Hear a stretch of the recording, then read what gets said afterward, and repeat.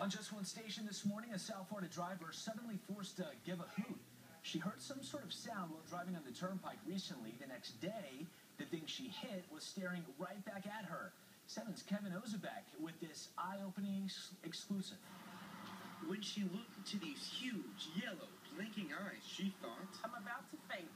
And that's not an overreaction when you have an owl, yes, a real living owl, stuck inside your SUV. I've never experienced anything like this before in my life.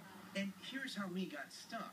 Thursday night, Sanji Coney Williams was heading south on the Florida Turnpike. I was driving about 60 miles an hour. He never moved, and so I said, oh my God, I hit a bird, and I felt so bad, but it was very dark. We didn't pull over. Williams assumed this guy became roadkill, but instead, he survived and slipped through the SUV grill. The owl strike happened not too far from Yeehaw Junction in Central Florida. She continued driving south to Plantation to visit her son.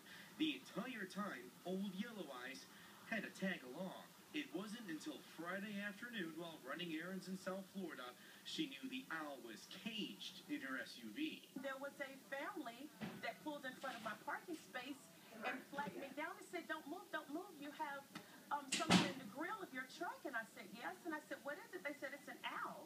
And I said, an owl? Pop the hood for me. Williams called Florida Fish and Wildlife, and an officer opened the hood and freed the bird. Turns out it's a great horned owl. They're common in Central Florida. It's a nice owl, isn't it?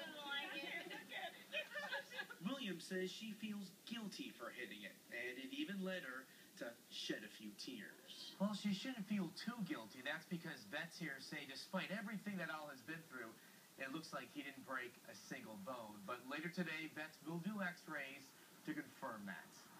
In Fort Lauderdale, Kevin Ozebek, Today in Florida.